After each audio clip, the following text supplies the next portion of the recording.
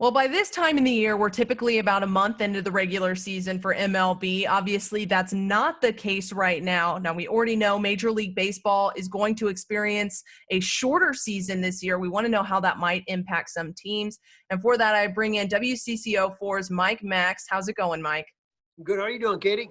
Doing well, working from home. And I know a lot of players in the MLB are also at home right now because they don't have a season to go off of. They're not playing any games, certainly. And a lot of contingency plans are being tossed around right now for how they might start their season. How do you see it playing out? Well, they keep talking about first it starts in Arizona isn't one idea, just stay in Arizona. Then it's Arizona and Florida with their spring training sites. Now Arizona, Florida, and Texas have been added as possibilities that you could play in all three. What I don't understand about that, Katie, is if they're not going to play in front of fans and they have chartered planes available to them, the weather's nice now. Even here in Minnesota will be nice enough by the time they start playing. Why not just play in your regular stadiums if they're going to be empty and you got chartered planes? The reason I say that is the Players Association, one of the things that they're fighting so hard is we don't want our families to have to, we don't want to be sequestered and not have our families around, et cetera, et cetera.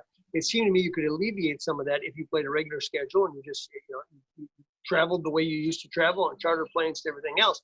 That being said, they very much recognize that the television product that they can put out and the radio product that they can put out would be huge for this country right now. So they're trying very hard to look at the Arizona, Texas, and Florida.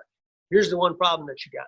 If you're in Arizona, say, playing, and let's say you're an East Coast team that trains down there, that time zone is pretty strange. So when are you going to play? And if you play in the afternoon, how warm is it going to be? How hot is it going to be in those three states if you start playing afternoon games? Because some of those facilities will probably have to facilitate double headers. So there's a lot of things there, which is why I think they added the Texas site to it, so that they'd have more access to being able to play in prime time and not have to play so much in the sun-baked afternoons.